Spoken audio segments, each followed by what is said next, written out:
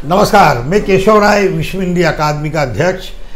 जैसा कि आप सभी को मालूम है, विश्व हिंदी अकादमी हर बार अलग अलग विषयों पर कार्यक्रम करती है और वो विषय ऐसे होते हैं कि उसकी काफ़ी हमारे वक्ताओं को तैयारी करना होती है, क्योंकि विषय बहुत महत्वपूर्ण होते हैं और अंतर्राष्ट्रीय स्तर पर उन विषयों का असर भी होता है। ऐसे कई विषय हैं जो यहाँ पर जो हमारे पाठक, श्रोता, वक्ता सभी आते हैं और सब सराहते हैं उसको। आज हमने जो विषय चुना है वो दक्षिणी हिंदी।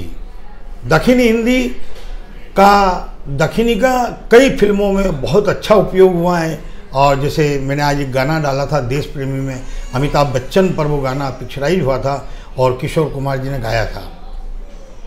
उसके बाद कई फिल्म लेखक और गीतकारों से मेरी बातचीत हुई, तो कईयों ने कहा कि इस फिल्म में भी आया, उस फिल्म में भी आया। मैंने कहा ठीक है, सबके पास तो इतना समय नहीं था, कोई अपने अपने व्यस्त थे, नहीं तो वो भी आज आते। तो मैं दक्षिणी के बारे में कुछ हमारे दो वरिष्ठ साहित्यकार लेखक सूरज प्रकाश जी ने एक लेख भेजा है और डॉक्टर शैलेंद्र कुमार शर्मा जी ने भी एक लेख भेजा है। कुछ अंश में पढ़ता रहूँगा आपको 1-1.5 घंटे के अंदर। तो मैं शुरुआत करता हूँ इससे। दक्षिणी हिंदी क्या है? शाब्दिक दृष्टि से दक्षिणी हिंदी का अर्थ दक्षिणी अर्थात दक्षिण की हिंदी होता है, किंतु इतना कह देने मात्र से ही इस भाषा को ठीक नहीं हो जाता। इसका पूरा ज्ञान प्राप्त करने और इसे समझने के लिए विभिन्न विद्वानों के अभिमत जान लेना अपेक्षित होगा। गजेटियर ऑफ इंडिया में दक्कन में ले जाई गई पुरानी हिंदी को ही दक्षिणी कहा जाता है। डॉक्टर ग्रेडसन की मान्यता है इसी के अनुरूप है।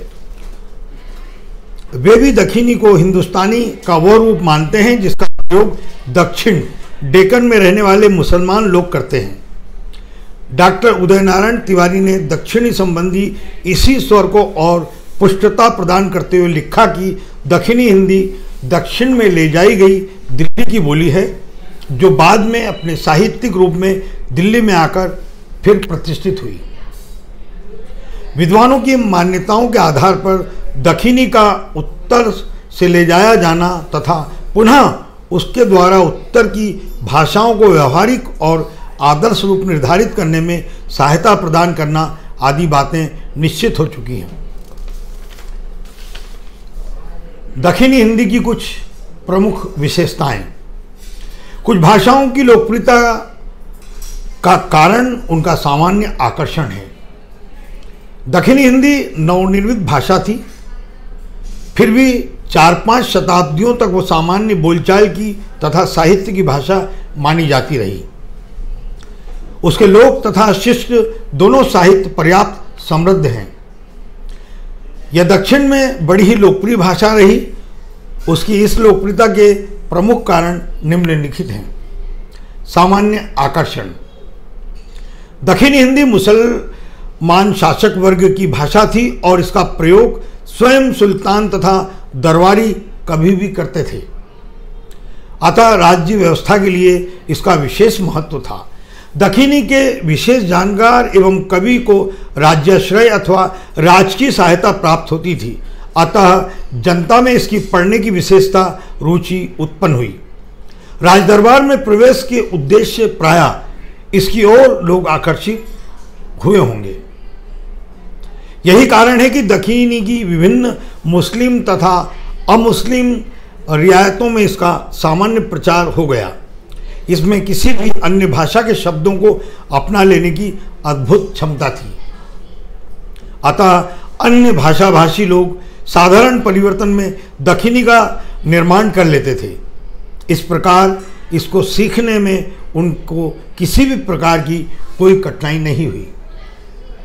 इसी विशेषता के कारण उसको सरकारी भाषा का पद भी प्राप्त हुआ।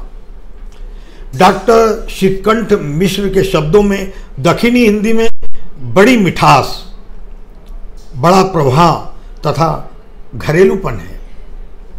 दक्षिणी को अतः साहित्यिक परंपरा की दृष्टि से भी सौभाग्य प्राप्त हुआ और हाशमी, अमीन, गुजराती आदि कवियों ने इसको पूर्ण रूप से कलात्मक बना दिया।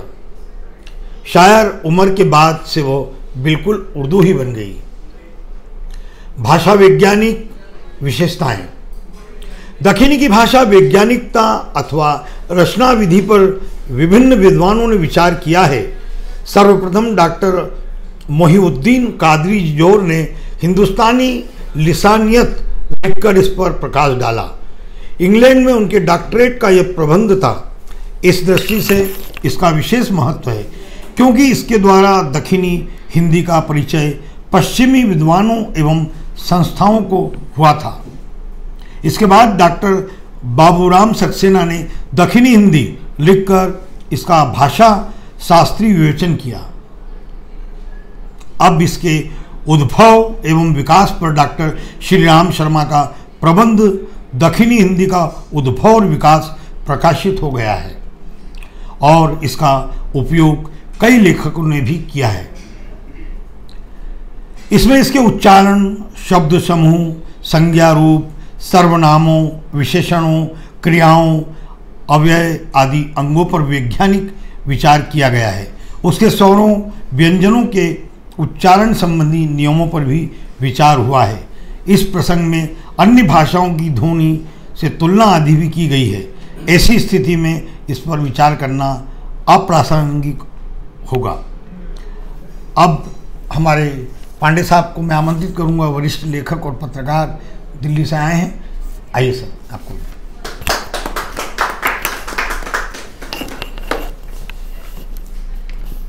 पहले तो मैं सही वरिष्ठ जनों का अभिवादन करता हूँ। मैं ज़्यादा अध्ययन दक्षिणी हिंदी पर नहीं कर सका हूँ कभी। हाँ, मैं दक्षिणी हिंदी पर कुछ ज़्यादा अध्ययन नहीं कर सका हूँ। मैं एक केरल मलयाली एक लेखक हैं, डॉक्टर NP कुट्टन पिल्लई। उनकी एक पुस्तक है केरली वैभव, हिंदी में लिखी है उन्होंने। जब उनसे मेरी चर्चा हो रही थी, उन्होंने ये कहा कि आप हमें हिंदी भाषी क्यों कहते हैं। मैं अच्छी हिंदी बोल लेता हूँ जो हिंदी आप बोलते हैं, माइनर डिफरेंस कुछ होते होंगे, तो हमें हिंदी भाषी लेखक नहीं कहा जाए। तो एक ये पॉइंट है। दूसरा पॉइंट मैं बोलना चाहूँगा कि मेजर जनरल करियप्पा थे, वो दक्षिण क्षेत्र से आते थे। रिटायरमेंट के बाद उन्होंने परिवार नियोजन पर कुछ प्रचार किया है। कुछ हिंदी नहीं आती थी उन्हें। ये बोलते थे कि आप परिवार सीमित रखें, किसके वास्ते, देश के वास्ते। इसी तरह की भाषा में उन्होंने एक संप्रेषण किया। तो क्या होता है, हम हिंदी भाषी नहीं बोलना नहीं चाहिए हमें। हम विद्वानों सामने एक बात रखते हैं, अगर वो हिंदी के विद्वान हैं तो उन्हें हिंदी भाषी विद्वान नहीं कहा जाए। ये 2 पॉइंट है। एक पॉइंट और था जो मैं अभी सामने रखना चाहूँगा। चलिए, अभी तो याद नहीं आ पा रहा है, लेकिन 2 पॉइंट बहुत महत्वपूर्ण है। हिंदी भाषी हमें नहीं कहा जाए, हिंदी भाषी लेखक विद्वान हमें नहीं कहा जाए। आप जो हिंदी बोलते हो हिंदी मैं भी बोलता हूँ, वो हिंदी मैं भी लिखता हूँ। साहित्य, ऐसे साहित्य मैं भी लिखता हूँ। केरली वो हिंदी में लिखी हुई है। मलयाली साहित्य पर वो, उसके पूरा उद्गम विकास सब पर है वो। तो मैं इन्हीं शब्दों के साथ विदा लूँगा। हिंदी की विकास यात्रा में निश्चित रूप से दक्षिण का भी हम योगदान मान सकते हैं, क्योंकि दक्षिण में हैदराबाद में विशेष रूप से आसपास वहाँ बोली जाती है और वहाँ पर जो पढ़े लिखे लोग हैं वो इसे बोलते हैं। जैसे कि अगर हम दक्षिणी भाषा को मुंबई में अगर बात करें तो यहाँ पर कहते हैं टपोरियों की भाषा है, लेकिन वहाँ पर विद्वान पढ़े लिखे इस दक्षिणी को बोलते हैं, समझते हैं और बहुत प्यार करते हैं। हिंदी साहित्य की एक महत्वपूर्ण कड़ी दक्षिणी हिंदी है, जिसके अध्ययन के अभाव में समग्र हिंदी साहित्य का अध्ययन और अनुशीलन अधूरा ही नहीं, असंभव ही है। हिंदी भाषा के वर्तमान स्वरूप के क्रमिक विकास का सही ज्ञान दक्षिणी हिंदी का विकास यात्रा को समझे बिना नहीं हो सकता। यह यहाँ उल्लेखनीय है कि तथाकथित हिंदी प्रदेश से दूर विकसित हिंदी के इस अभिन्न स्वरूप का योगदान ही आज की खड़ी बोली के परिनिष्ठित स्वरूप को स्थिर कर सका है। यह भाषा बीज रूप में दिल्ली के आसपास बोली जाने वाली भाषा ही थी, जिससे ब्रज हरियाणवी का पुट है। कालांतर में इसका विकास बहमनी, आदिलशाही, कुतुबशाही आदि दक्षिण के राज्यों में हुआ था। फलतः ये दखिनी कहलाई। 14वीं शताब्दी में अमीर खुसरो और बोली शाह कलंदर जैसे सहिष्णु सूफी संत जिस भाषा का प्रयोग उत्तर भारत में कर रहे थे, वो किन्हीं कारणों से उत्तर में अधिक विकसित ना होकर दूर दक्षिण में जाकर पनपी और पुनः उत्तर में लौटकर वर्तमान खड़ी बोली का स्वरूप स्थिर कर सकी। कबीर या अब्दुल कुद्दूस गंगोही हिंदी कृतियों की भाषा से दखिनी के आदि काव्य की भाषा की तुलना की जाए तो हिंदी की विभिन्न बोलियों का आरंभिक स्वरूप ही नहीं वरन खड़ी बोली के उत्तर दक्षिण रूपों की अभिन्नता भी जानी जा सकती है। चूंकि हिंदी के विद्वानों को दक्षिण में विकसित खड़ी बोली के प्रारंभिक रूप दखिनी के विषय में पूरी जानकारी उपलब्ध नहीं रही, अतः हिंदी के प्रारंभिक स्वरूप के संबंध में वास्तविक धारणा उपलब्ध नहीं हो सकी। यह भी कारण है कि दक्षिण की ओर उनकी दृष्टि नहीं गई और खास करके फारसी लिपि में लिखी रहने का कारण दक्षिण में विकसित हिंदी के प्रति उपेक्षा मानना भावना रही है। शायद इस गलत धारणा के कारण यह उपेक्षा भावना बनी रही होगी कि दक्षिण में विकसित हिंदी उर्दू के अधिक निकट है। हिंदी के विद्वानों को यह जानकर आश्चर्य होगा कि दक्षिणी हिंदी वर्तमान खड़ी बोली हिंदी से अधिक निकट है। उसमें अधिकांश शब्द संस्कृत के हैं। अतः भले ही दक्षिण में विकसित दक्षिणी हिंदी को वर्तमान खड़ी बोली के प्रारंभिक स्वरूप मानने में हमारे हिंदी विद्वानों को थोड़ी सी कठिनाई हो, परंतु वास्तविकता अपनी जगह पर ही है। जब हम हिंदी को पूरे देश की भाषा मानते हैं तब न केवल तथाकथित हिंदी प्रदेश में रचित हिंदी साहित्य को बल्कि हिंदीतर प्रदेशों में रचित हिंदी साहित्य को भी साहित्य के इतिहास से समाविष्ट करना समीचीन होगा। हिंदी प्रदेशों में रचित सूफी काव्य और दक्षिण में रचित सूफी काव्य में बहुत बड़ी समानताएं हैं। सबसे बड़ी समानता तो यह है कि दिल्ली में रहने वाले सूफी कवि अमीर खुसरो जैसे शायर की फारसी रचनाओं का अनुवाद दक्षिणी हिंदी के कवियों ने दक्षिणी हिंदी में किया। जैसे अमीर खुसरो का कृत हस्त, बहिस्त, अष्ट स्वर्ग अतः दक्षिणी ही हिंदी में रचित प्रचुर मात्रा के हिंदी साहित्य को भी हिंदी साहित्य की विकास परंपरा के भीतर स्थान देना होगा। इसकी ओर हिंदी के विद्वान राहुल सांकृत्यायन ने करीब 30 वर्ष पहले ही भारतीय हिंदी परिषद के वृहत अधिवेशन में हिंदी के विद्वानों का ध्यान आकृष्ट किया था।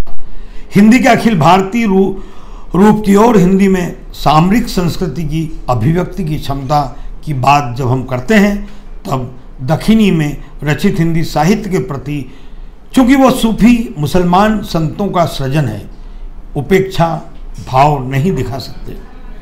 दक्षिणी हिंदी हिंदी साहित्य के इतिहास की एक महत्वपूर्ण कड़ी है। इसके अध्ययन के बिना समग्र हिंदी साहित्य का अनुशीलन और परिशीलन अधूरा है। हिंदी साहित्य में जो स्थान ब्रज, अवधी, मैथिली, राजस्थानी और खड़ी बोली का है वही स्थान दक्षिणी हिंदी का भी है।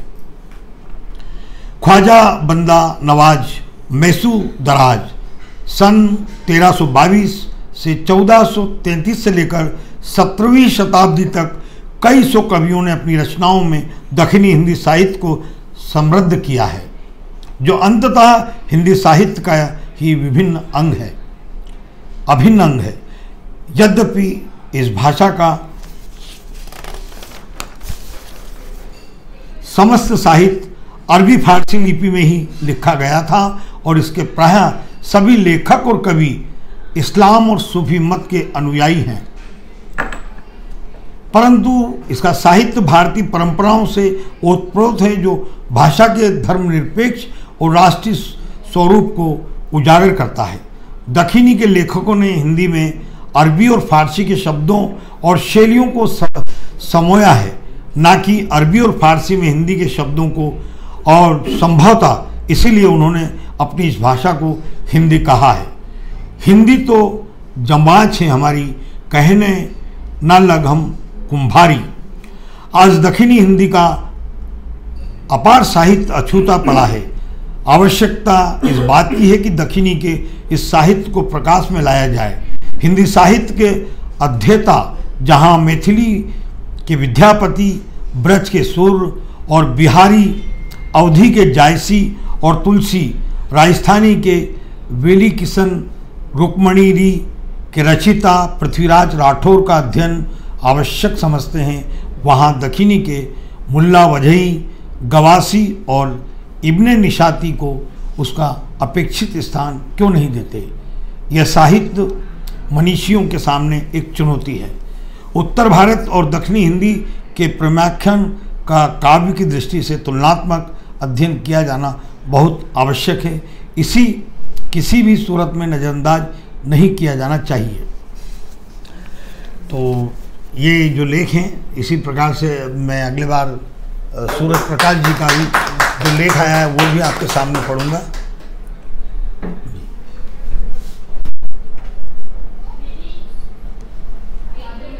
अब सुप्रिया जी अपना वक्तव्य देंगी। डॉक्टर सुप्रिया जी।